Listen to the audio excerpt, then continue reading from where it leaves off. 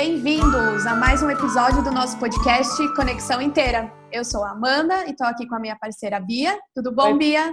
Oi, pessoal. Oi, Amanda. Tudo bem? Tudo bem. E hoje a gente trouxe uma convidada mais do que especial, que é a Maíra Soares. Oi, Maíra, tudo bem? Oi, queridas, tudo bom? Tudo Tudo bem. Obrigada pelo jóia. convite. A gente está Ai. muito feliz Tô de rindo estar de aqui orelha com a você orelha. hoje. Bem isso, a boca não fecha de tanta felicidade. E um prazer mesmo estar aqui com você. E eu queria que, rapidamente você falasse um pouquinho, sobre... Se apresentasse um pouquinho para o pessoal. Bom, antes de tudo, obrigada pelo convite. Estou muito feliz de estar aqui. Conheço a Bianca faz tempo, a gente já se acompanha faz bastante tempo, né? Muito legal poder participar do podcast que ela está criando com você. E eu sou a Maíra, eu sou de São Paulo, difícil a gente definir, né? Engraçado. Estava até escutando esses dias que é interessante a gente poder usar outra frase, ao invés de falar o que eu faço, o que eu fiz, com o que eu me formei, tentar falar eu acredito que, e tentar ver o que sai, né? E se eu fosse tentar fazer isso, acho que eu diria que eu acredito que o mundo precisa muito recuperar a capacidade de entender que a gente está mais conectado com o amor, deveria estar mais conectado com o amor do que com o medo e o controle. Eu acredito que é a mensagem que eu gostaria de trazer para o mundo, que a maternidade me trouxe muito forte e fez com que eu sentisse isso e assimilasse isso, é um pouco isso, assim, da gente recuperar essa lembrança. Eles falam que a gente tem que relembrar, na verdade, que nós somos a fonte, nós somos o amor verdadeiro. Mas se eu fosse voltar para o jeito tradicional de se apresentar, eu diria que eu sou mãe da Nara. A Nara tem 5 anos. Eu moro na Espanha desde 2011, faz 9 anos já. Vim para cá para estudar fotografia, sou jornalista de formação. Vim fazer um master em fotografia artística por um ano sabático, porque eu tive a oportunidade de vir aos 30 anos. Acabei conhecendo o pai da minha filha e também nesse ano eu acabei perdendo a minha mãe. Minha mãe faleceu no mesmo ano em que eu estava aqui fazendo o master, né? E inclusive amanhã seria o aniversário dela. E aí eu acabei ficando na Espanha. E depois de alguns anos junto com o Alfonso, a gente acabou decidindo engravidar. Eu tive a Nara e acho que a vida mudou muito. Eu sempre fui uma pessoa muito inquieta, muito estudiosa, muito de me mergulhar nas coisas para poder entender o funcionamento da vida e dos desafios que eu tinha. E com a maternidade não foi diferente. Eu acabei, inclusive, descobrindo a criação com apego, parentalidade consciente, esses temas, depois que eu estava grávida já, né, durante a gravidez. E eu comecei a buscar tanta informação que eu tive vontade de repassar. Então, eu criei o Canto Maternar, que é uma página, um perfil que tem na internet, e acabei um alcance que eu nunca imaginei, né? E então, acabei me tornando educadora parental e consultora em criação consciente. Então, agora a minha missão é tentar espalhar um pouco dessa mensagem, do quanto é importante a gente conseguir ver os nossos filhos, quanto é importante a gente se reeducar para poder estar aplicando uma educação que rompe com o modelo tradicional, porque eu acredito que o modelo tradicional está muito preso nessa ideia do controle, do medo. Não é por má intenção dos pais, é por inconsciência, enfim, por repetir padrões mesmo, e por não ter tanta noção da gravidade que isso provoca, né, do efeito que isso provoca na criança, o efeito negativo, né, que a criança no final cresce com muita dificuldade de se amar e de enxergar o outro com empatia, com respeito, com carinho, enfim, um pouco por aí. Ai, que lindo! Meu Deus do céu! Gente, essa Maíra tem muito mais no Instagram, tem muito mais no Face, tem muito mais no YouTube. Ela coloca todas as lives lá, o que eu acho maravilhoso, porque, né, nem sempre eu estou disponível quando ela faz live, então eu vou lá no YouTube dela, assisto. Então, vamos começar esse podcast. A gente vai falar sobre a separação, né? Como que a gente lida com a separação, como que a gente conversa sobre isso com as nossas crianças, né? Porque é um momento super delicado. Ninguém casa achando que vai se separar, né? A gente casa achando que vai viver a vida com esse parceiro, e por vários motivos, né? Podem ocorrer. e esse casal não tá mais conectado, né? Enfim. Mas é um assunto muito delicado para se falar com as crianças, né? Porque cada criança ela pode interpretar aquilo de uma maneira diferente. Tem crianças que se culpam pela separação dos pais, tem casal que ainda não tem uma maturidade para se relacionar e acabam brigando muito feio na frente da criança. Enfim, isso pode causar várias coisas, né? E aí, como a gente pode se preparar a criança ou se preparar antes de falar com a criança? Como lidar com essa situação da separação? Enfim, eu vivi isso na pele, né? Porque apesar de ter parecido que era meio continho de fada, né? A história a minha introdução, veio pra cá, conheceu o cara, ficou, né? Nossa, tá até hoje na Espanha. Sim, acabei, na verdade, me comprometendo quando eu tive a Nara, né? Eu entendi que se eu estava engravidando de um espanhol, ainda mais um espanhol como Alfonso, porque ele tem total, claro, sempre deixou claro que nunca teve intenção de morar no Brasil, eu tinha o compromisso de ficar aqui, acontecesse o que acontecesse. Mas, obviamente, a minha intenção era, a minha ideia, né, o que eu estava imaginando, planejando e sonhando, era que nós ficaríamos juntos. E acabou que saímos de Madrid, a gente morou em Madrid por muito tempo, depois veio para cá, para Colmenarejo, que é uma cidade pequenininha que tem fora de Madrid, na parte da Serra de Madrid, que tem 9.000 habitantes, não tem nem 10.000 habitantes, não tem nem 5 dígitos. É uma loucura, porque eu sou de São Paulo, para mim, tipo, isso aqui é muito, muito, muito pequenininho. Mas acabou que a gente foi perdendo um pouco da nossa conexão, como você falou, né, depois de ter vindo para cá, e a coisa foi ficando meio deteriorada, e quando foi ficando claro, tanto para mim quanto para ele, que não tinha muito como insistir, acho que a primeira questão que fica é como que vai afetar a criança, né? O primeiro medo que vem, e acho que as experiências que nós temos, principalmente, fazem com que a gente fique com muita aflição em relação a essa questão, né? Tipo, meu Deus do céu, eu vou fazer isso com meu filho? E aí, acho que tem as duas questões, né? Tem tanto os pais que viveram a separação os pais que viveram a separação dos próprios pais, no caso dele, por exemplo, que viveu a separação quando ele tinha uns 3 anos, então ele não queria que a Nara passasse por isso, porque para ele foi muito doloroso. E eu, ao contrário, vivi um casamento dos meus pais que durou muito tempo, e eu não sei dizer, na verdade, se deveria ter durado tanto tempo. Tipo, obviamente que foi o que foi, né? Não quero julgar ninguém. Mas a minha sensação é de que muitas vezes não parecia que eles estavam tão bem assim. E, sabe aquela sensação de, será que era para eles estarem juntos? Ou será que eles se seguraram também por outras questões? E, então, para mim, veio muito uma sensação de como que eu quero inspirar minha filha? E acho que uma resistência que muitos pais têm nesse momento da tomada da decisão é essa coisa de querer preservar e não querer que os filhos sofram com a separação dos pais.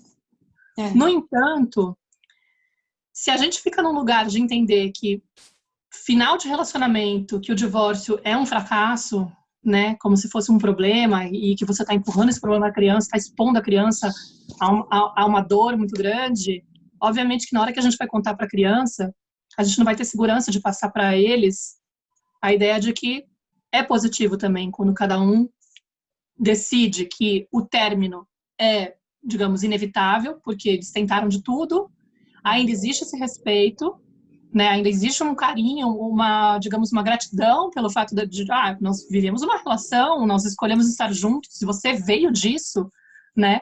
Então, você foi o maior presente, por exemplo, a prova de que a gente fez uma escolha certa quando a gente decidiu estar juntos, né? Por exemplo, um dos frutos do relacionamento foi a minha filha. E então, acho que esse preparo vai muito de você poder revisar em você o que te impede de passar uma mensagem positiva dessa situação, por exemplo, né? E se você ainda não está em paz com a própria escolha, vai ficar muito difícil você guiar os seus filhos e comunicar para eles de uma forma que eles consigam elaborar e se sentir, digamos que não é que eles vão deixar de sofrer ou de sentir dor ou ficar impactados por aquela situação. Isso não tem como a gente evitar. Mas de ver uma luz, de ver um caminho positivo, do tipo de poder olhar para os pais e falar, caramba, eles estão fechando um ciclo e eles estão se preservando, eles estão cuidando de si, entendeu? Então, acho que foi esse o preparo que eu tive que fazer na hora de comunicar para a Nara. A primeira coisa foi trabalhar as minhas questões internas e como eu enxergava aquele rompimento. Porque enquanto eu estivesse vendo aquilo como fracasso, como uma coisa que tipo, ai meu Deus, olha só, ou olha que raiva que eu tenho desse pai, que absurdo, se eu ficasse nesse lugar infantil de ficar me sentindo a vítima, né, de ficar com esse rancor a ponto de não conseguir falar com ele, de não ter um diálogo com ele, de certa forma, na hora que eu vou comunicar para ela, eu não tenho como dissimular e fazer ela se sentir minimamente com esperança, com uma certa confiança, né, de que, olha, pode ser que mamãe e papai estejam agora muito abalados, mas eles estão confiantes de que é a melhor escolha, entendeu? Então, acho que antes de falar como que a gente comunica é pensar como que eu tô me sentindo em relação a isso. E eu posso trabalhar essa questão para poder realmente chegar pro meu filho e falar, filha, papai e mamãe se conheceram, tiveram um momento assim onde eles se amaram muito, decidiram se unir, tiveram você, ficaram felizes por um bom tempo e hoje eles não estão se sentindo bem juntos como casal. Né? Tipo, você reparou? Porque é difícil também, impossível impedir, né? Tipo, a gente tem brigado, a gente tem ficado estressado, a gente tá triste um com o outro. O nosso amor um pelo outro como casal começou a diminuir. A gente já não se vê mais como casal. No entanto, aí é importante reforçar, né? Na verdade, eu também tive que ir atrás de um monte de informação, porque eu não tinha a menor ideia como é que eu vou fazer para contar para minha filha, né? E aí eu fui explicando para ela, tipo, a gente fez um acordo os dois, né? A gente teve uma conversa os dois, depois, e aí graças a Deus a gente, assim, no final a configuração, depois eu explico como que foi o antes, se vocês quiserem. Mas quando a gente teve essa conversa de vamos conversar com a Nara e tal, a gente falou, vamos conversar os dois juntos, né, alinhados. Teve até apoio de um psicólogo aqui da cidade, que primeiro eu fui falar com ele, depois eu trouxe o Afonso para as consultas, para a gente ter uma noção, né, de como comunicar, de que momento falar também, né, porque a gente demorou para poder, entre a decisão de se separar e ter realmente um apartamento para poder ele sair e já ter uma data certa, a gente não queria gerar uma expectativa nela, né? Então, eu, por exemplo, estava, na verdade, no começo, super angustiada, porque eu queria contar para ela, eu queria compartilhar com ela, porque eu educo de uma forma que eu acho importante esse elo de confiança, eu me sentia meio traindo ela. Ao mesmo tempo, ela estava com quase 5 anos, né? Então, tipo, para eles, você também tem que considerar a capacidade que a criança tem de assimilar pelo tempo que ela tem, se ela vai poder, de repente, entender papai e mamãe se separaram, mas eles continuam morando juntos. Como é que é isso? E aí fala exatamente. que vai sair, mas ele ainda não saiu. Não tem nem destino certo, não sabe nem quando. Confuso, era também muito delicado. Então eu tive que segurar minha onda. Falei, meu Deus, eu tenho que segurar até a coisa ficar concreta para poder. E a gente contou dias antes dele sair.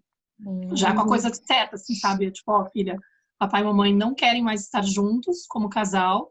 Então, a partir de agora, você vai ter 2 casas, tá? Mas você vai morar um tempo lá, aí a gente vai fazer o revezamento. A gente fez guarda compartilhada, né? Você vai ficar um tempo na casa dele, depois você vai vir pra cá, dormir algumas noites, e aí você volta pra casa dele. Enfim, mas as 2 casas vão ser suas. E a gente fez um preparo também, né? A gente fez um preparo em que a gente começou a usar alguns livrinhos antes de introduzir o tema concretamente sobre a nossa história. A gente começou a usar alguns livros que já mencionavam a questão da separação, porque na escola dela, por exemplo, não tinha nenhum caso, a não ser caso de mãe solteira.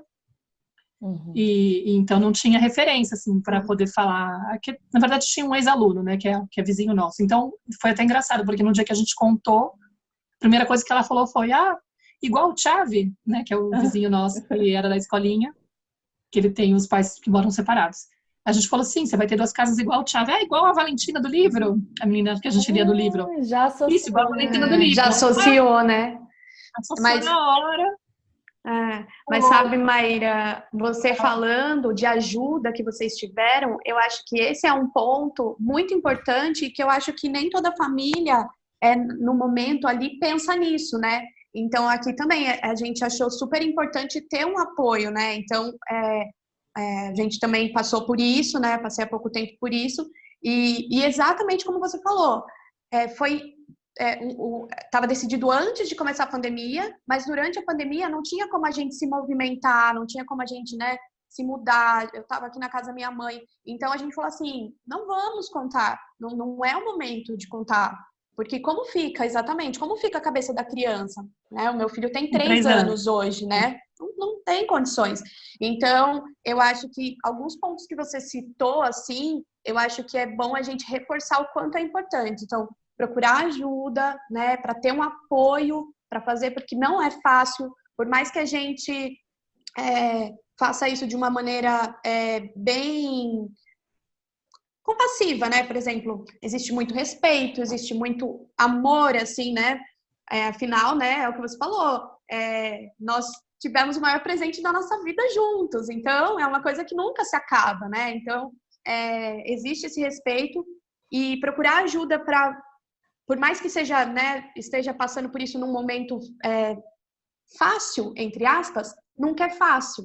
Então, ter esse apoio de um especialista mesmo, né, de um profissional, e procurar coisas para a gente que nos apoiem. Por exemplo, eu fui assistir muita live, muito vídeo, fui procurar como conversar com ele, e da mesma forma a gente optou por alinharmos, né, o discurso. Eu acho isso, nossa, muito importante, é muito importante, porque é a hora de você deixar qualquer, né, para casais que estejam passando por isso em momento conflituoso mesmo, assim, é hora de deixar qualquer conflito de parceiros de lado e pensar exclusivamente na criança, né? Então, não deixar transparecer para a criança, né? Passar para a criança alguma raiva, alguma mágoa, algum ressentimento do outro, né? Acho que isso é importante, porque a criança ela não tá sentindo o que você tá sentindo, né? Então, é complicado, né? Tipo, você vai passar para o seu filho aquela raiva, aquele desprezo, aquela mágoa que você tem pelo seu parceiro? Não tem condição, né? Então, aqui também foi tudo muito tranquilo, o diálogo sempre muito aberto e alinhado, mas eu sei de muitas, né, outras separações que são conflituosas, né? Então, acho que muito importante a gente ressaltar de deixar os conflitos de lado nesse momento, né? O foco ali é a criança. É super desafiador, né? Porque super, a gente tá doído e às vezes pode acontecer sem esse tempo de você apurar esse sentimento, de você conseguir trabalhar esses sentimentos. Aqui acabou que foram muitos meses, porque a gente teve um detalhe que quando a gente definiu que não tinha mais para onde correr, né? A gente percebeu, né? Falei, caiu a ficha e falou, olha, realmente não tá dando.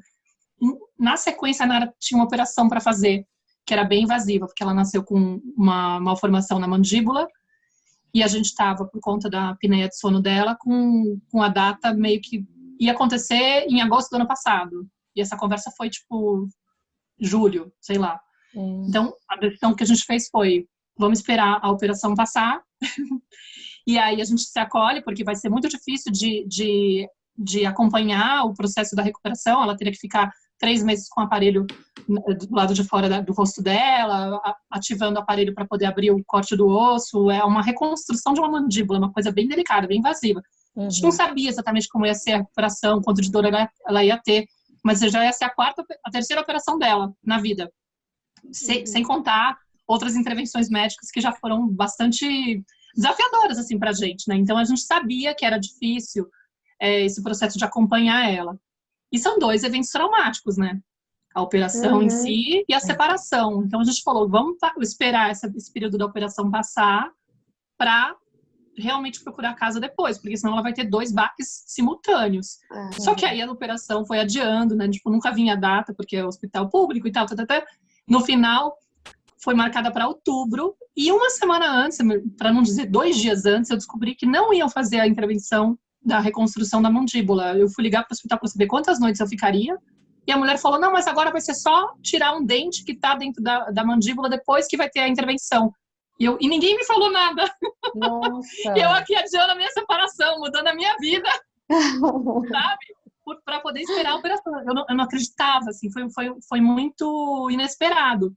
E aí aconteceu que o negócio foi demorando, se concretizou só em janeiro. Então foram meses. Por que eu tô contando isso? Porque nesses meses todos eu passei pelos processos de sentir as várias fases do luto, né, que você fala, né? É isso que eu ia falar. A tristeza, a raiva e não sei o quê. Então eu fui trabalhando. Na hora de contar para ela, praticamente já tinha passado sei lá, 6 meses. Eu falava, não quero fazer aniversário com essa história, pelo amor de Deus, que saia antes, né? Eu já tava assim, cansada, tava louca para virar a página, então eu tava num momento de uma alegria, assim, tipo, vai acontecer finalmente, sabe? Já tinha trabalhado a parte do não querer, não saber como lidar com a questão, né? Então foi mais fácil nesse sentido, porque já não tinha a minha criança interior tão doída. Obviamente que é desafiador, não vou dizer que foi uma conversa simples, mobilizou todo o meu emocional, né? Mas eu já estava num lugar fortalecido, onde já não tinha essa coisa de ficar cutucando o cara, né? Não, tipo, meu, a gente tá os dois desesperados para concretizar essa história. Agora vamos cuidar de falar com a nossa filha. Então a gente estava muito parceiro, muito mais unido, né? Começando o processo de se reaproximar e conseguir estar, acho que numa fase ok de aceitar melhor a separação, porque acho que é normal que passe por um momento onde vocês estão com muito atrito.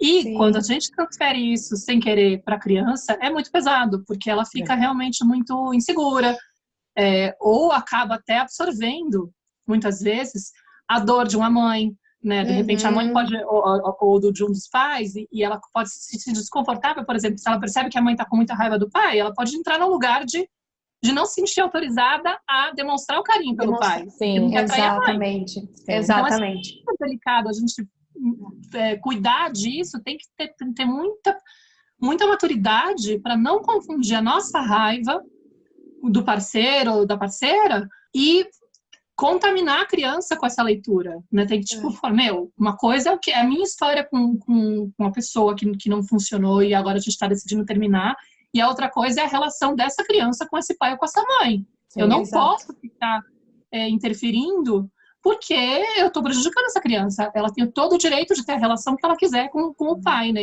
Ou com a mãe. E tem também a questão de que, às vezes, o pai ou a mãe acabam vendo o filho como confidente, então acaba despejando coisas do relacionamento dele que não cabe a criança saber, não cabe a criança ouvir certas coisas, porque ela acaba se responsabilizando, né? E até pergunta, será que eu devo terminar com seu pai? Tipo, não façam isso, não coloque essa responsabilidade, esse peso em uma criança, não interessa se ela tem 5 anos, não interessa se ela tem 15. Exatamente, é isso que eu ia falar, não importa a idade, né, Bia? Eu acho que isso é importante também a gente ver a questão da idade. Por exemplo, aqui a gente focou nas partes boas, sabe? Nas partes positivas, nas partes que ele ia ficar uns dias aqui, ele ia passar uns dias, porque também é a guarda compartilhada, né? Então, ele ia ter 2 quartos, 2 casas, e a gente amava muito ele. Então, a gente focou no que uma criança de 3 anos precisa sentir. O que ela precisa sentir? Ela precisa se sentir amada, acolhida, pertencente. Então, a gente focou nesses 3 pontos e a gente alinhou e estruturamos o meu apartamento, a casa dele, para que ele se sentisse pertencente àqueles ambientes, né? Você sai de uma casa, a gente veio para um lugar novo. Então, os primeiros dias ficava meio tipo, não, mas não é a minha casa, né? Então, a gente trouxe os brinquedos, montou mais ou menos do jeito que era antes, para ele se sentir pertencente. Então, de acordo com as idades também, a gente ia adequando o que precisa falar, o que não precisa falar, né? Tipo, eu acho que para uma criança de 3 anos, não cabe a gente focar em, olha, você não tem culpa da nossa separação, não sei o quê. E até uma questão que eu ia até te perguntar, Maíra, o que eu tenho feito aqui?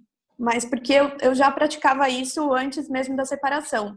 Essas coisas mais profundas, que eu não falo diretamente com ele, né? Não chego para ele e falo assim, olha, filho, você não tem culpa da mamãe e do papai terem se separado e tal. O que eu faço? Eu tô conversando isso com ele no sono REM. Então, assim, a minha esperança, não sei se isso vai dar certo, mas a minha esperança é de não deixar se construir essa crença, sabe? Então, eu tô meio que tentando preservar que ele não construa essa crença de que ele tem culpa, né? Ou de que foi por causa dele, enfim. Então, no sono REM, eu converso com ele, eu explico a situação, eu conto tudo como se eu estivesse falando com uma criança um pouco mais velha, né? Um pouco mais de idade, que já tivesse um conhecimento maior de tipo, olha, estamos nos separando, não nos amamos mais como marido e mulher, mas como seus pais, né? Então a gente sempre vai ser seus pais, a gente sempre vai te amar como seus pais. e você é muito amado, muito querido, você foi muito desejado, e você é um presente na nossa vida e você não tem culpa de nada, então nunca carrega essa culpa. Então eu tenho usado isso no Sono Rei com uma esperança de mãe, né? De que isso não cria essa crença nele, porque eu acho que é uma crença muito pesada, né? E quando a gente fala de crenças, eu acho que tanto, né, nessa questão de culpa na separação, quanto de culpa quando percebe que não tá num relacionamento bom, né? Que foi o que você comentou. Poxa, será que meus pais deveriam ter ficado? Então, pela idade dele, eu achei que não fosse adequado conversar coisas tão profundas. Então, estou usando o Sono Rei.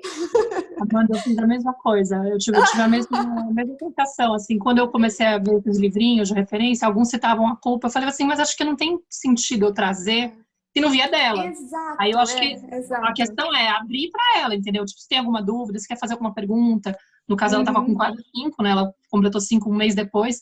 Ela já tem bastante coisa elaborada. No primeiro momento, ela não quis falar disso e ela até saiu andando e falou, não, tudo bem, não sei o quê, e saiu. Mas a questão é, a meu ver, se eu ficasse falando sobre culpa, eu podia trazer, se levantar uma lebre para ela. Exato. Porque eu acho, até pode ser que aconteça dela começar a projetar, mas eu acho que o principal que a gente tem que fazer é trabalhar na gente. Por isso que eu falo de novo a questão do revisar em você. Ela vai sentir culpa se eu estiver sentindo também essa culpa. Se eu estiver achando que se a minha experiência, por exemplo, passada for eu me sentir culpada ou por ter separado os meus pais, e de novo, se eu enxergo o final do casamento como um problema, um fracasso, aí ela vai falar, nossa, e fui eu que provoquei isso, será? Agora, se eu enxergo como uma saída, com uma possibilidade de, caramba, é um resgate do meu amor próprio, tipo, é o momento que eu falo assim, não deu certo, no sentido de que não vai durar o tempo que eu tinha esperado. No entanto, eu olho para isso como, uau, eu aprendi tanta coisa com essa pessoa, foi tão lindo. No entanto, esse ciclo fechou e eu tenho todo o direito de reconstruir minha vida, de buscar uma outra forma de me relacionar com o mundo e, de repente, um outro parceiro mais para frente. Então, eu acho que se eu não fico projetando ou olhando para esse final de ciclo como uma coisa dolorosa, que me traz não sei o que lá, e aí eu fico amargurada. Por que ela vai ficar se sentindo culpada se minha mãe tá bem? Exatamente. Trabalha muito mais assim, você tem que se sentir bem para poder passar para a criança a ideia de que não tem por que ela sentir culpa, né? Porque não estão fazendo um dano com a mamãe. Mesmo que tenha sido digamos que a chegada dos filhos, muitas vezes, aí vamos ser sinceros, né? A chegada dos filhos abala muitas vezes o relacionamento, traz muita coisa à tona. De repente, eu tenho um podcast que fala só sobre isso, sobre a crise conjugal depois da chegada dos filhos com o Alexandre Coimbra, né? Que é maravilhoso. Às vezes a mulher começa com essa coisa de ficar mergulhando no autoconhecimento e ela vai estudando muito, ela olha para aquele cara e fala, ele ainda com a criança ferida aí, gritando e se recusando a olhar para si. Como assim? Eu tô fazendo não pela força, não faz nada. E aí a gente começa a se cobrar, sério mesmo. E a gente vai mudando tanto que muitas vezes a gente percebe que a gente está num outro momento da vida por conta também da transformação da maternidade. De certa forma, tem sentido a criança perceber que ela foi o motivador, entendeu?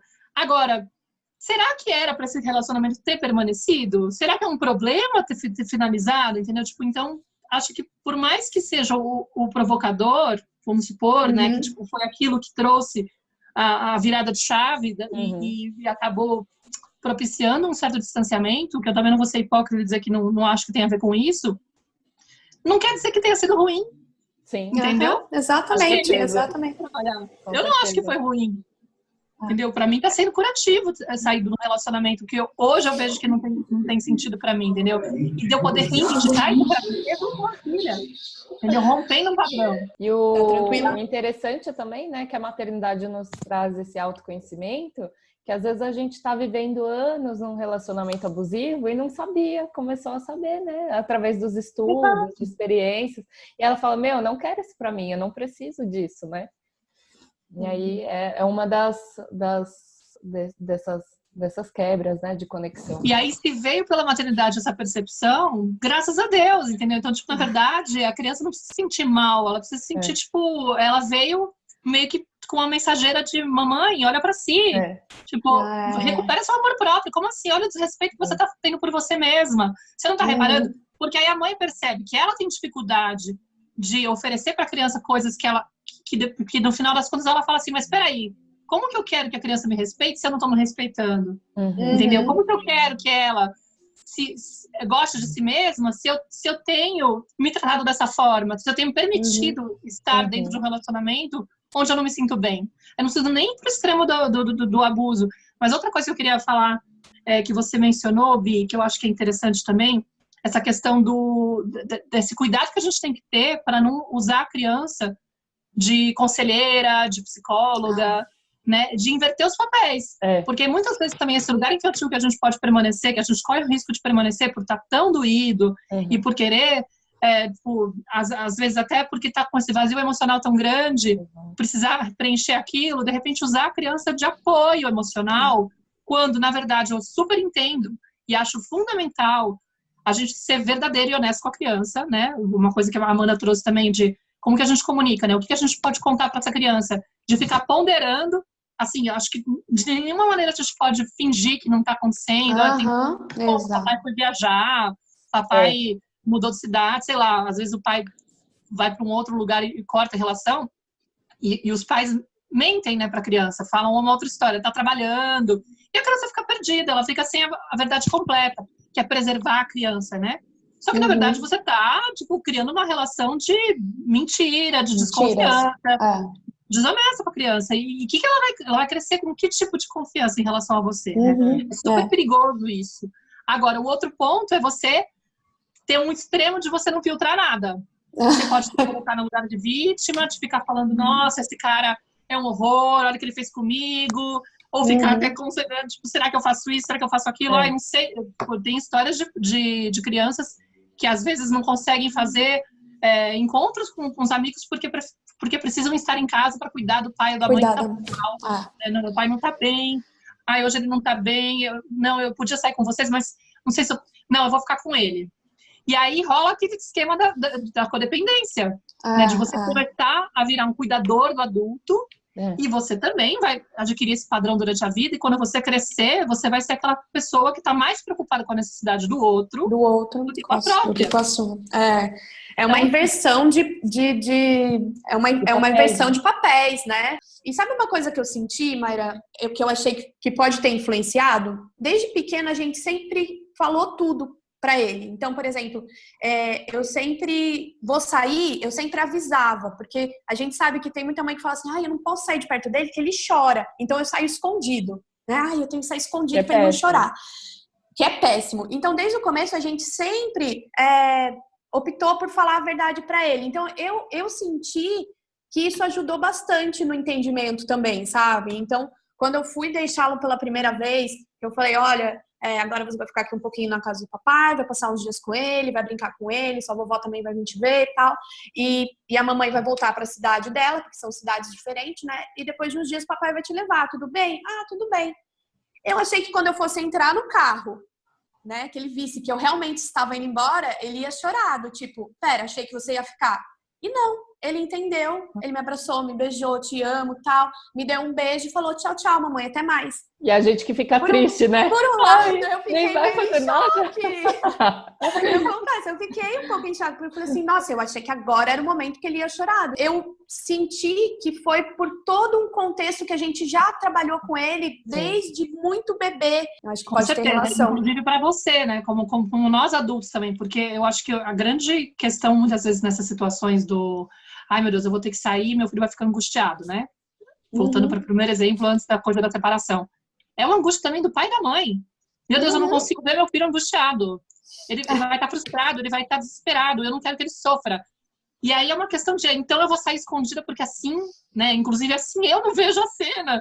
Ou vai ser menos colorido para ele, eu vou distrair, eu vou fingir, Ou seja, tudo menos entrar em contato com a questão eu não quero que ele entre em contato com a dor da ausência. Porque senão ele não vai aguentar. E sem querer a gente vai exercitando a nossa própria confiança de que, enquanto eu ensino ele de que, usando essa honestidade, que talvez não usaram comigo, né, usaram essa outra ferramenta de de fingir, de fugir sem me mostrar, ou me deixaram chorando porque também não tinha muita importância choro de criança, sem querer julgar os pais, mas enfim, dizendo que o padrão da época era assim, né? A educação tradicional era assim.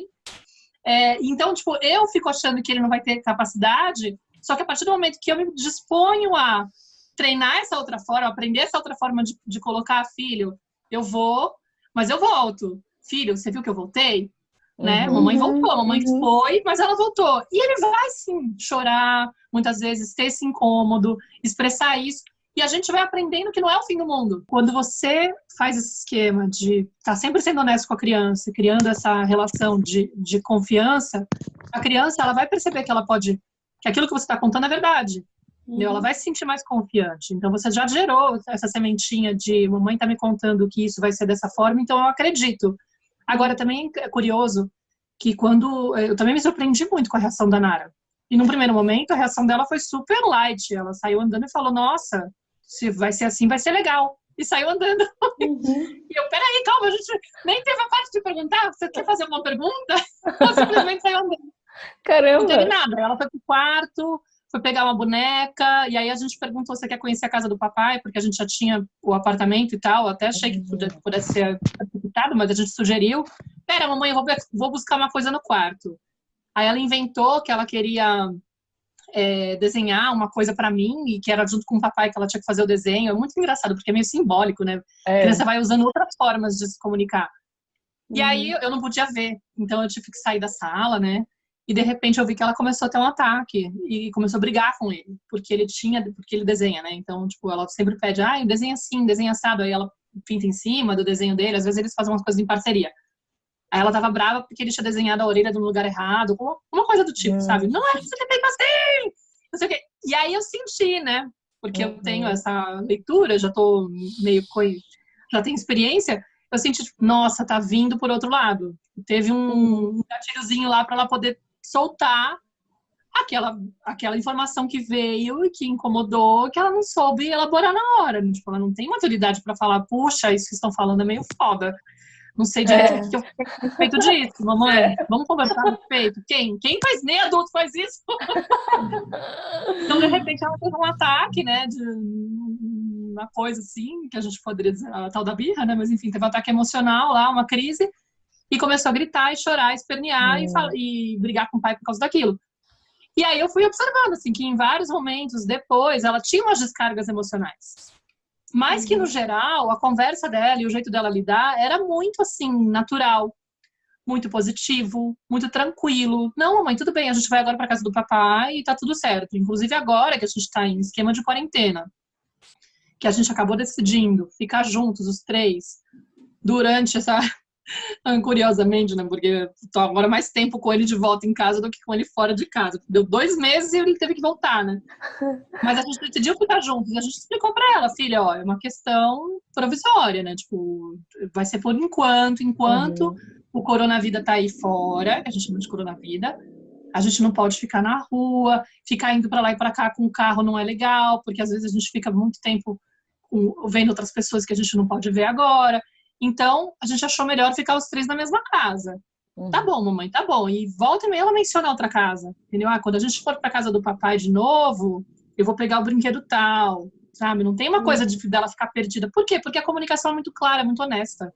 Então, acho que isso é fundamental. Isso é fundamental. Uma comunicação clara é fundamental mesmo. E aí, acho que seria legal a gente dar algumas dicas desses livros que você leu, que você leu para a própria Nara, né? A gente comprou, mas a gente achou que era um pouco... Esse livro que a gente comprou especificamente, ele era um pouquinho mais profundo do que o que a gente estava, de fato, conversando pela idade do Vi. Então, a gente ainda não entrou nessa parte lúdica com ele.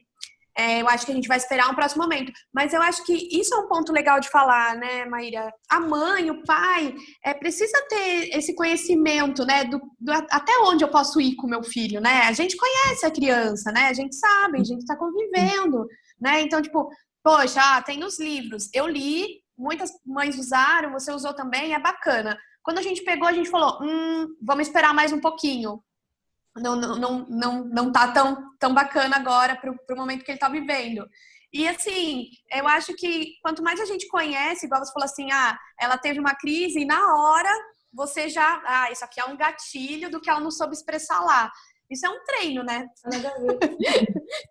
Você vai treinando diariamente para começar, para conseguir ter essas pescadas, assim, né? Tipo, ela tá se comportando desse jeito. Você podia muito bem, né? Se você não conhece profundamente seu filho, se você não estabelece conexão, não trabalha conexão, você fala, tá só tendo uma crise porque o pai desenhou a orelha no lugar errado. E aí eu queria que você desse algumas dicas pro pessoal que tá ouvindo a gente, de livros que você leu pra Nara. Aqui coincidiu, né? Bom, um livro que a gente usou muito aqui na Espanha é um chamado Valentina tiene dos casas. Acho que não vai ter a tradução aí, então não adianta muito eu falar dele. Mas que foi um livro bem legal, porque eu consegui usar antes dela saber. E aí depois coincidiu que a coleção Conto com Você, da Fernanda Vernilo, estava justamente preparando uma publicação sobre esse tema, que a coleção Conto com Você tem vários livros que são condutores de diálogos, né? Eles ajudam a família a conduzir diálogos para fases desafiadoras da criança. Então tem livros sobre separação, tem quase todos. Sobre alimentação infantil, sobre tirar o desfraude consciente, enfim, sobre desmame gentil. Então ele é bem legal porque ele faz essa condução assim de trazer essa versão lúdica, né? Essa forma que a criança pode elaborar no imaginário, muitas vezes antes de ser introduzida a situação em si. Agora vai sair um sobre luto, por exemplo, ou depois que já viveu a situação, né? Então, a Fernanda estava para lançar esse sobre separação e ela sabia da minha situação, porque eu ajudo a divulgar também a coleção Conto com Você, então a gente tem parceria, a gente conversa muito, né? E aí ela me convidou para fazer o texto, e eu lembro que quando ela me convidou, eu falei, não sei se é possível ainda falar sobre isso.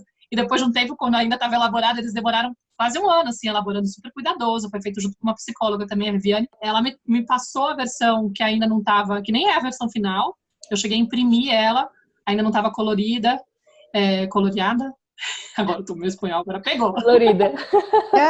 Estava colorida, e aí eu introduzi para Nara, só que já tinha acontecido, eu acho que já tinha sido no começo do ano, assim, mas foi legal, porque ela já tinha uma história a mais para poder usar no imaginário, para dialogar, ela se identificou com a criança, era uma menininha também, que de repente tem duas casas, a minha vida em duas casas, né? É super bonitinho o livro. E aí ela ia pintando as páginas, né? Então, por exemplo, tinha uma cena que eram os pais brigando, aí ela pintou o rosto deles de vermelho, e aí eu usava aquilo como uma espécie de introdutor, assim, uma coisa para introduzir uma conversa. Mas e aí, filha, você também sentiu isso? Como que foi para você? Como que tá para você ter duas casas? Você prefere assim? Prefere como antes? Mamãe, eu prefiro agora. Por quê? Porque eu ficava muito triste quando vocês brigavam.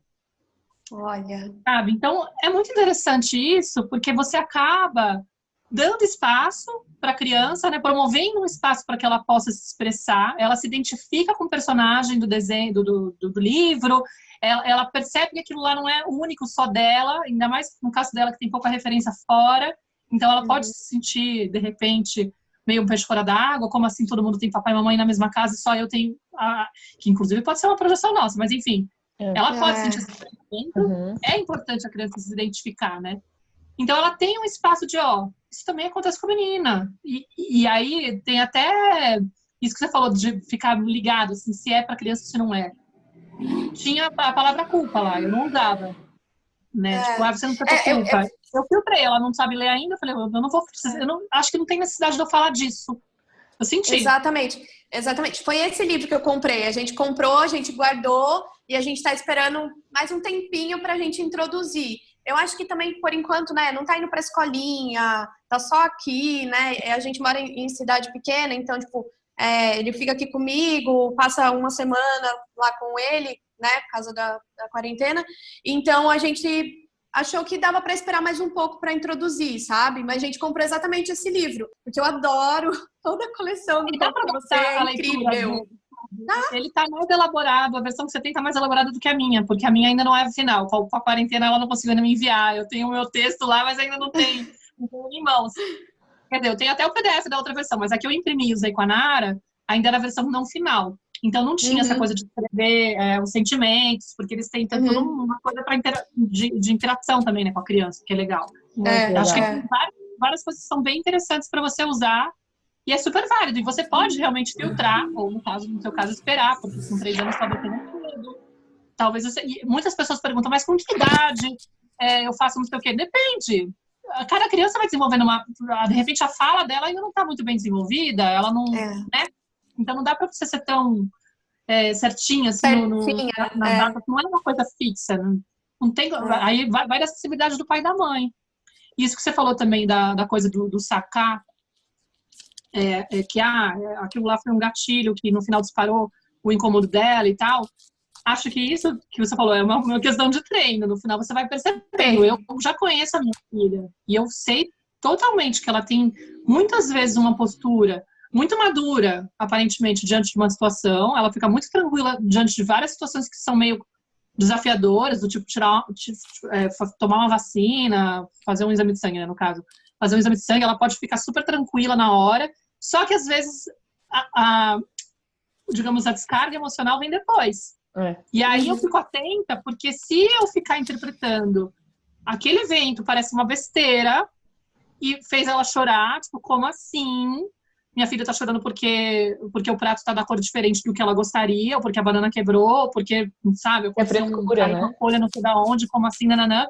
A gente pode, como pais, julgar o motivo da criança como fútil, achar que ela está simplesmente sendo mal educada ou ingrata, qualquer bobagem dessas que nós projetamos e ficamos com medo ai meu Deus, eu não posso deixar minha filha reagir por uma bobagem dessas e ter um chilique por causa de uma coisa tão besta.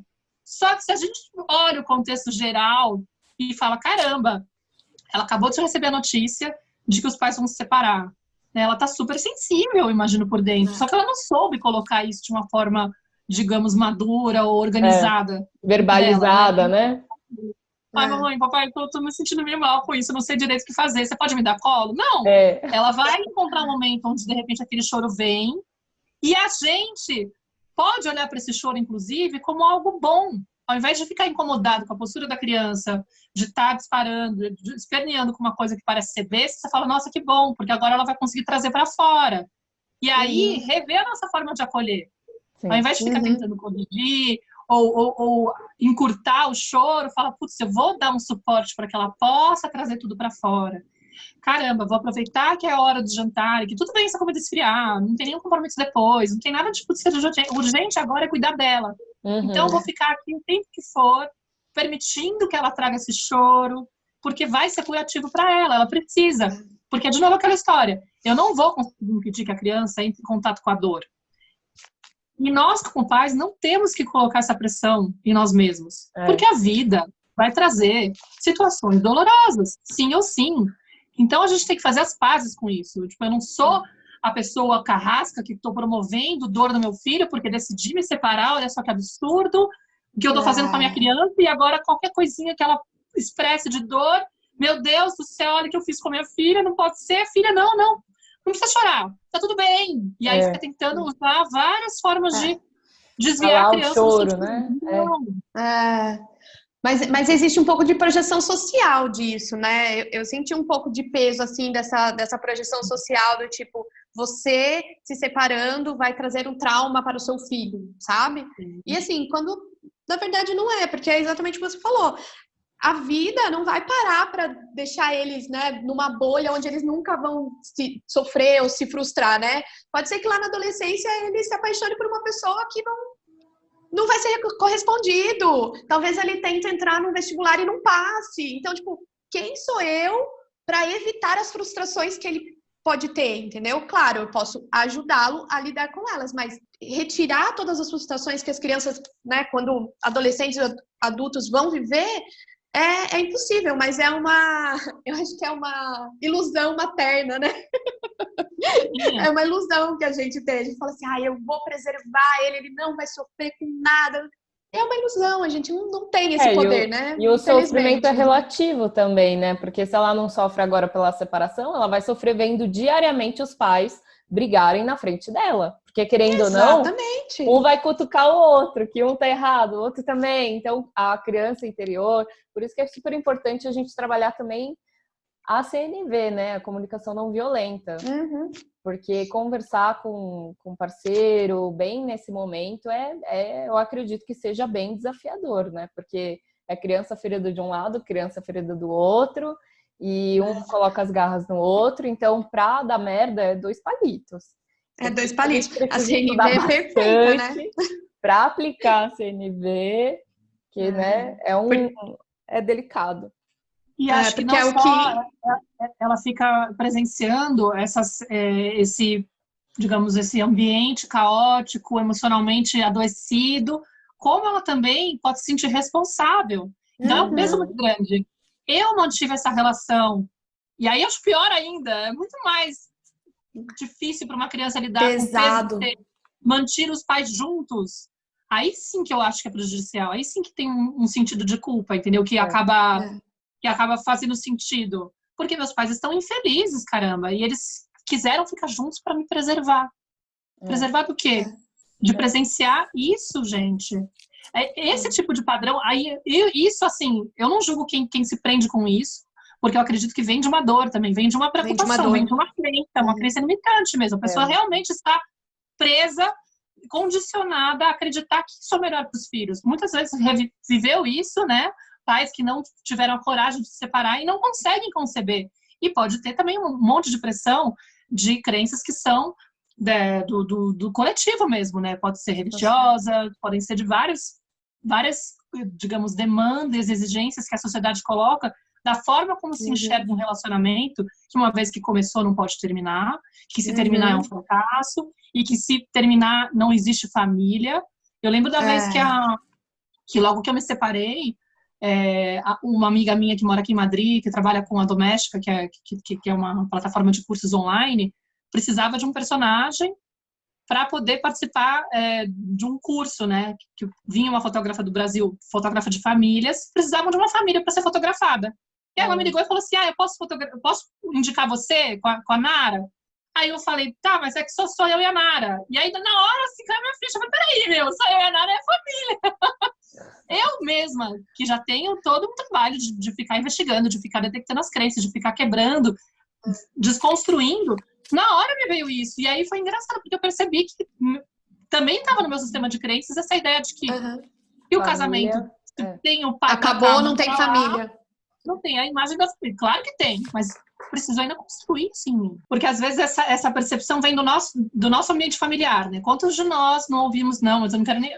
Só falta agora separar, pelo amor de Deus, né? Aí vem uma pressão de que na própria família você percebe que quem se separou foi super criticado, super julgado, e você não quer ocupar aquele lugar de ser a pessoa que vai ser rejeitada pelo clã, entendeu? Então você prefere se manter. Quantas situações você não ouve de mulheres que relatam situações de abuso, de terem apanhado na frente dos outros?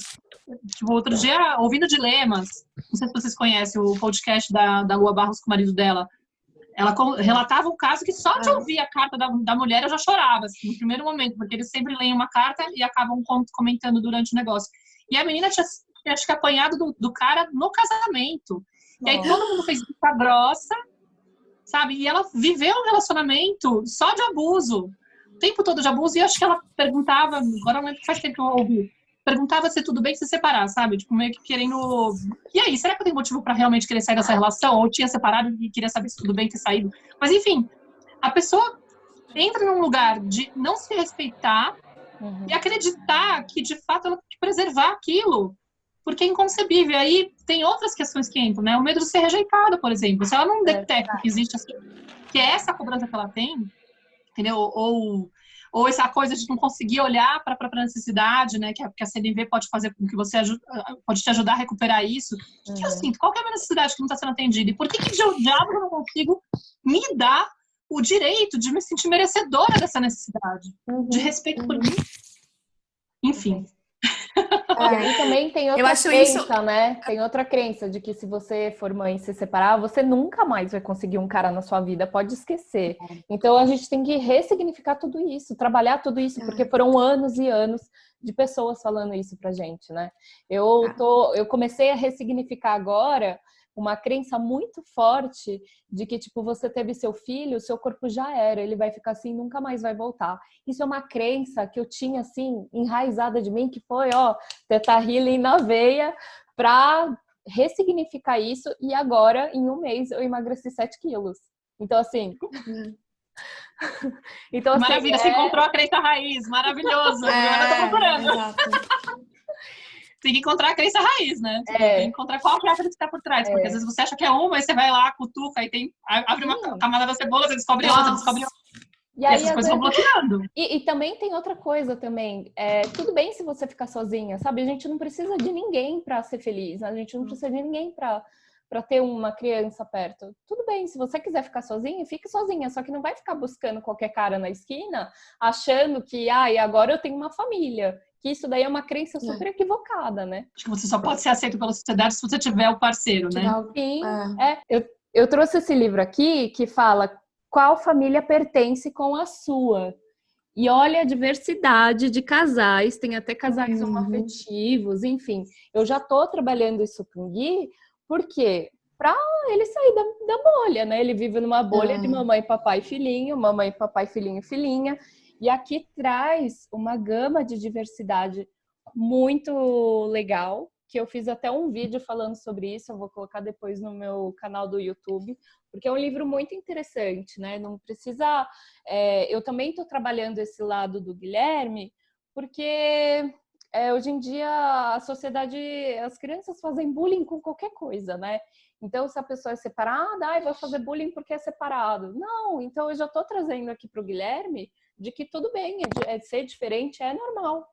É esse o normal, né? Cada um tem a sua característica, cada um tem a sua união familiar. Enfim, esse é um livro que eu também indico vocês. E também tem um livro que eu gosto bastante, que eu fiz na livroterapia da Yara Mastini, que se chama Bing e o Enigma dos Países que se Separaram, que é um livro muito gostoso, é um livro muito lúdico, que mostra que o mundo onde Bing vivia, ele se separou. E a parte dos países está em negrito pais, o enigma dos pais que se separaram. E ele mostra nesse livro, contando a história bem resumida, né, que ele teve 2 casas e que cada casa tinha uma lei diferente, cada país tinha uma lei diferente. Então mostra que nesse daqui eu posso pular no sofá, no outro eu não posso pular no sofá. Então mostra essa questão de limite, né? Que é bem legal. E, Má, eu vi um post seu uma vez que tocou meu coração, assim, que era uma imagem de uma criancinha e a mãe acolhendo, né? Que a Nara queria ir para casa do pai. Você pode comentar um pouquinho pra gente? Então, esse post eu escrevi para contar uma história que é bem interessante, porque tem a ver com isso das feridas emocionais, né? Eu acho que ele acaba tendo muita força, porque eu percebi nesse dia o quanto meu trabalho de autoeducação estava tendo efeito para mim mesma, assim, para poder me deparar com essas situações. Porque o que aconteceu? Eu fui buscar a Nara na escola, e era acho que a primeira semana que a gente tinha feito a mudança de casas, né? Tipo, ele tinha ido para casa dele, e aí ela tinha ficado 2 noites seguidas na casa dele, então eu ia buscar ela na escola esse dia, e eu tava pensando, nossa, eu vou chegar lá, ela vai estar morrendo de saudade, ela vai ficar super feliz de me ver, né? E é muito doido, né? Muito engraçado. A gente não tem noção. E aí eu cheguei na escola, oi, meu amor, tudo bem com você? E não sei o quê. Ela, não, mamãe, não tô bem. O que aconteceu? Aí ela falou uma coisa do tipo, eu tô triste porque eu queria estar com o papai, né? Eu tô com saudade do papai, alguma coisa assim, né? E aí eu falei, sério, meu amor? E na hora, eu me lembrei do quanto pra mim era doloroso. Primeiro que, tipo, eu projetei isso no começo, assim, uma das preocupações que eu tinha quando eu ia me separar era, meu Deus do céu, será que ela vai querer ficar mais com o pai, né? Tipo, obviamente, toda mulher pensa nisso em algum momento. Será que ela vai querendo ficar mais com o pai? Não sei, não, eu tô viajando, eu tô projetando, já tô antecipando, não sei o quê. Mas eu olhei para aquilo e pensei, uau, eu podia sentir isso como se fosse uma rejeição, do tipo, eu não tô feliz que você veio, tipo, não tô nem aí para você. Ou simplesmente olhar para a dor dela e falar, caramba, que difícil que deve ser para uma criança de quase 5 anos ter que lidar com a realidade de agora eu tenho que abrir mão do papai para estar com a mamãe. entendeu? É dolorido. Então, na hora eu não senti essa dor. E aí foi muito doido, porque eu me senti preparada, e não foi uma coisa forçada, ensaiada e tal, simplesmente eu conectei com aquela dor dela. Tipo, uau, tadinha, deve estar sendo duro não poder estar com o papai e com a mamãe ao mesmo tempo. Aí eu peguei ela no colo, aí eu falei pra ela, meu amor, e como que foi isso e tal? E aí ela conta que ela ficou chorando escondida, que ela não queria falar, deixar as pessoas verem, né? Que ela tava assim. E eu fiquei até curiosa, falei, nossa, que engraçado, porque é uma escola super de acolher o choro, de dar espaço. Mas mesmo assim, cara, deve ser, né, desafiador. E aí eu fiquei explicando pra ela, meu amor, não tem problema você chorar, não tem problema você estar triste. Né? É normal, porque é uma coisa recente, inclusive, você ainda não está acostumada. Papai e mamãe agora tem 2 casas, para você é uma coisa diferente. Talvez você prefira que a gente esteja na mesma casa por um tempo, você tem que se acostumar ainda, né? É uma coisa nova. E olha, para você saber, o Henrique sabe, o Henrique é professor dela, né? Ele é um anjo. O Henrique sabe que a mamãe e papai estão em casas diferentes. Eu falei para ele que se você tivesse triste, você podia conversar com ele. Então, se você precisar, você pode pedir colinho para ele, você não precisa chorar escondida. Ele sabe que você está precisando de ajuda, entendeu?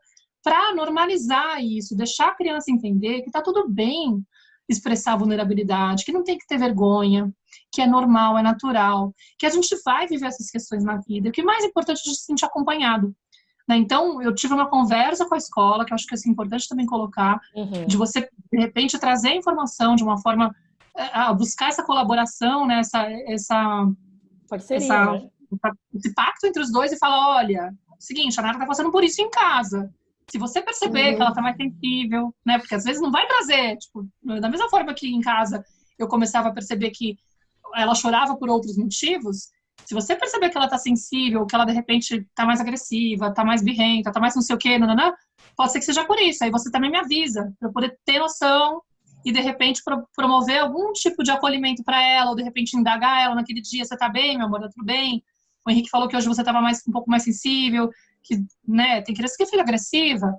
Então essas coisas a gente tem que aprender a observar como sinais de um mal-estar interno. E ao invés de ficar muitas vezes focado só em corrigir o que a criança tá, como ela tá se comportando, é buscar a origem. O que será que ela está sentindo que está provocando isso? Será que eu preciso conversar com ela para ela poder ter um espaço para elaborar isso? Mas é muito importante que ela faça as pazes com ela mesma quando ela sentir esse mal-estar e não achar que é inadequado.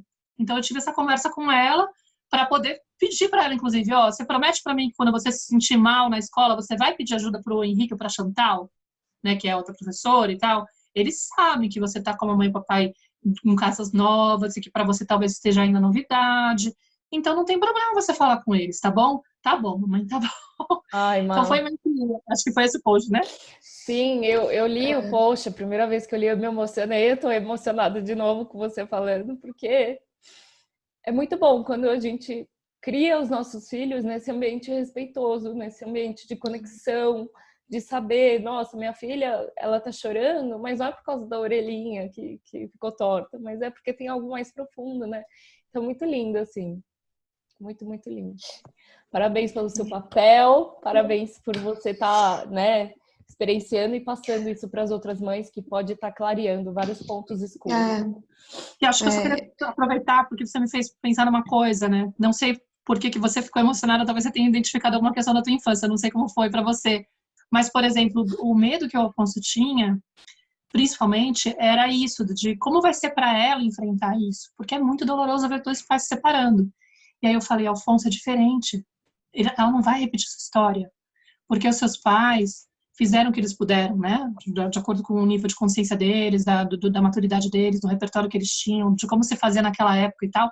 Mas eles não tiveram a consciência que a gente tem hoje, as ferramentas que a gente tem hoje. A gente está muito mais trabalhado, e muito mais consciente, muito mais maduro para acompanhar a Nara.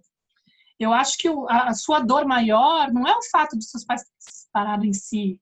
Não é esse o ponto. O ponto é a criança se sentir sozinha. Ela sentir que não tem esse espaço para elaborar, para expressar as emoções dela. Ela sentir que é inadequado ela expressar isso. Ela sentir que existe um tabu, que não se fala a respeito.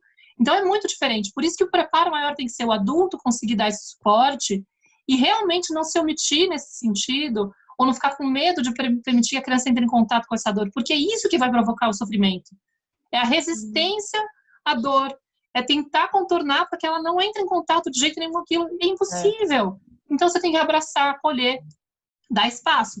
Mas para isso você tem que se autoeducar para também aprender a se permitir entrar em contato e elaborar o seu estado emocional, viver e atravessar essas dores, sem ficar escapando delas, desviando, ou tendo uma postura infantil em relação a ela e culpando o outro, se vitimizando. Enfim, é a tua postura em relação a isso que vai transmitir essa confiança para a criança, de que eu posso enfrentar isso, de que isso é uma fase, de que é normal me sentir mal um dia, mas no outro dia eu posso também me conciliar com essa ideia, me acostumar com essa ideia. Eu vou me acostumar, se eu vejo que minha mãe está se acostumando, e minha mãe pode não estar super bem agora, e não tem problema. Só que ela está se trabalhando, ela está se responsabilizando por isso. Então, sabe, tipo, desde eu falar para ele, não se preocupa, eu sei que você está preocupado, eu sei que é normal estar preocupado, mas não acredite que não precisa ser igual a tua história, não vai ser igual, porque somos pais mais conscientes. Com certeza. Você não projetar, né?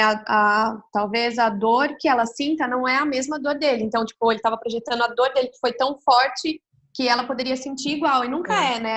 A gente nunca sabe, na verdade, em nenhum momento como o outro está sentindo aquilo, né? Má, para finalizar esse podcast maravilhoso aqui, que se dependesse, né? Se não tivesse tempo, a gente ficaria horas conversando sobre esse assunto, porque... eu gosto bastante, eu gosto muito de como essas situações desafiadoras são tratadas com respeito, com gentileza, com muita conexão, muito amor, né? Que eu acho que é o que você disse no início do podcast, que é o amor que cura. E, para finalizar, falando em conexão, eu queria aqui aproveitar o espaço e divulgar também que eu e a Amanda, a gente fez um projeto juntas, que se chama Jornada Conexão Inteira, que é um processo que vai acontecer ao longo de um mês, onde a gente vai tratar sobre os desafios da maternidade, né? Então vai ter vários temas sobre birras, que eu também não gosto dessa palavra, como a gente pode desmistificar esses maus comportamentos, né? Entre aspas, e várias outras ferramentas da disciplina positiva também, e tem também a parte de autoconhecimento. Então, a gente vai trazer um pouquinho sobre como as mães, né, as mulheres os pais podem trabalhar essa questão da cura da criança interior, enfim. Vai ser muito lindo. Quebra de padrões, crenças, né, Bi? Padrões, crenças. Então, ficou uma jornada bem legal e a gente abriu inscrição agora dia 21. Então, a gente já está com as inscrições abertas. Quem tiver interesse, tá no link, né, da nossa bio, do Conexão com Amor e do Mãe _ Inteira.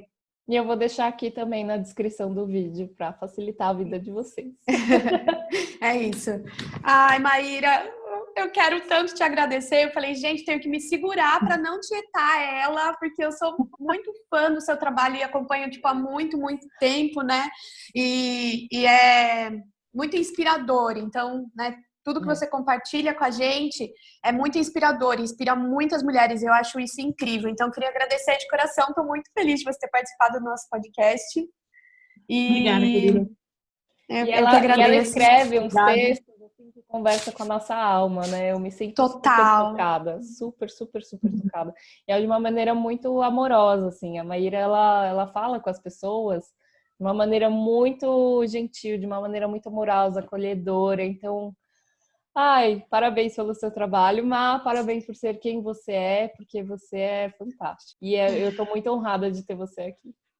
Eu agradeço muito porque eu acredito que cada espaço que a gente vai conquistando para poder trazer essas mensagens, a gente não tem noção da dimensão. Eu considero o nosso trabalho meio de formiguinha, assim, sabe? Como se a gente fosse um exército aí de formiguinhas que de repente chega, cada um vai para um cantinho e passa a mensagem para um e de repente a mensagem vai para o outro também.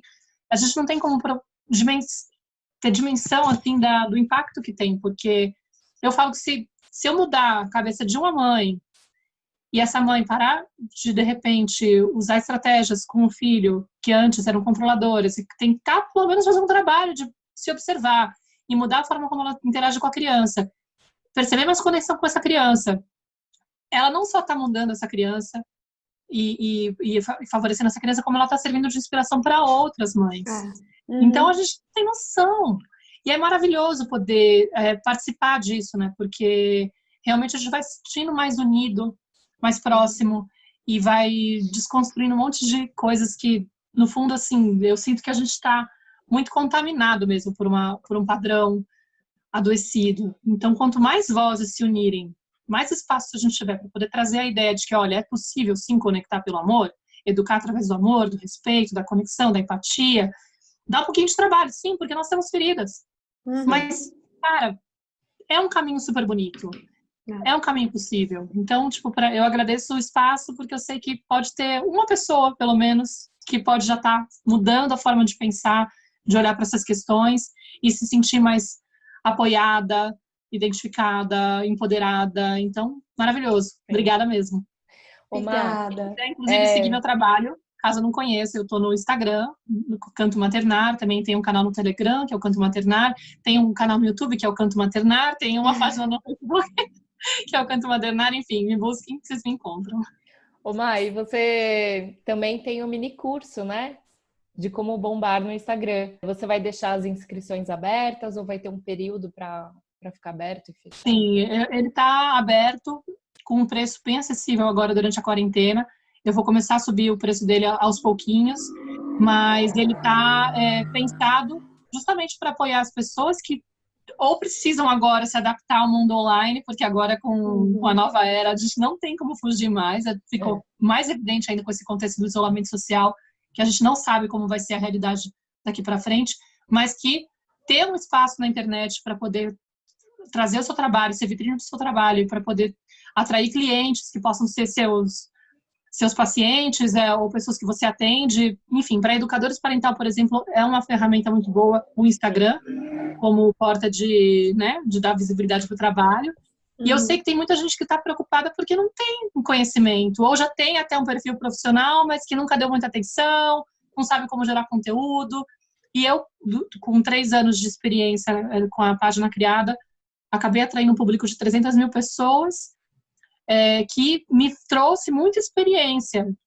Eu tive que estudar muito para poder crescer com esse tamanho, mas principalmente eu não digo que o mérito seja só a questão de quantidade de seguidores, né? Eu acho que isso traz, assim, uma certa impressão, assim, para quem olha de fora, mas acho que o principal é você conseguir gerar realmente conexão com o teu público. Não adianta só você ter uma audiência grande, eu falo disso no curso também, né? Então eu criei esse curso Como Bombar no Instagram para compartilhar o que eu aprendi nesses 3 anos, que eu acho que foram fundamentais, ensinamentos que eu tive que foram fundamentais para poder crescer e criar uma relação engajada com o meu público, muito conectada, para que pudesse, inclusive, pegar alguns desses seguidores e transformar em pessoas interessadas em consumir o que eu tenho para oferecer, né?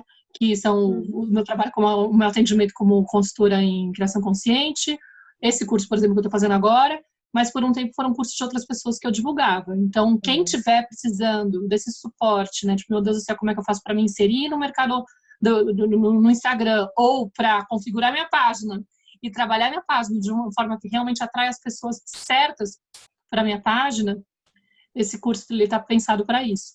Sim, eu divulguei o seu curso, é um curso com 4 aulas, e eu divulguei ele para várias educadoras parentais, porque realmente é voltado para a maternidade, mas também para quem for de outro nicho também agrega. Porque o que é comum a gente ver hoje em dia no mercado, um negócio muito geralzão. Então, às vezes, a gente que fala sobre maternidade, né? Às vezes a gente não estou me identificando muito bem. E você colocando as suas postagens, colocando que deu certo, explicando algumas ferramentas simples, né? Mas que não é divulgado. Nossa, isso faz total diferença, né? Para quem quer realmente bombar no Instagram. Sim, ele está pensado desde pensar no teu propósito de vida, na tua missão, né? Que você tem que ter muita clareza com quem você está falando. Qual é a dor do teu público, qual é a necessidade que ele está tendo, que ele precisa resolver para poder se sentir melhor, como que é o cotidiano dele. Então, eu faço um mapeamento do que você tem que levar em consideração antes de começar a pensar em que tipo de conteúdo você vai colocar na página. Depois eu tenho uma aula de quase 1 hora onde eu coloco exemplos de várias postagens que eu fiz que funcionaram muito bem, que tiveram um retorno muito bom, e por que eu entendo que aconteceu dessa forma, inclusive de tentativas que eu republiquei o mesmo texto com imagens diferentes e coisas assim. E depois eu trago também alguns pitacos aí, e uns ingredientes de coisinhas que eu usei, umas bruxarias que eu usei. Maravilhoso, adorei. Porque também tem a questão das crenças que você tem, né? Legal. E tem também o e-book, né, Má? Para quem quiser. Tem a versão e-book dele também. Tem um e-book. Quem tiver interesse pode me procurar por uma dessas redes, mas não sei se você tem enfim, o link pode também estar aqui na descrição. Pode estar aqui na descrição, isso. Vai ficar assim. Eu já li o e-book. Ótimo. Já li, maravilhoso. Então, tá bom, queridas, obrigada, viu? Foi uma oportunidade muito boa. Agradeço muito pelo acolhimento. Agradece, Má. Muito, muito obrigada. Eu sei que a sua agenda é mega lotada, né? Então, muito obrigada aí por ter um espacinho pra gente. Agradeço. A gente ficou muito, muito feliz, muito honrada, né? Foi difícil segurar aqui a emoção, porque, né, a gente que segue, a gente que acompanha, super fã do seu trabalho, né? Que é um trabalho incrível. Então, a gente agradece de coração mesmo, viu? Muito obrigada. Obrigada, Má. Um beijo, pessoal. Um beijo. Até mais. Beijo, Amanda. Beijo. Tchau.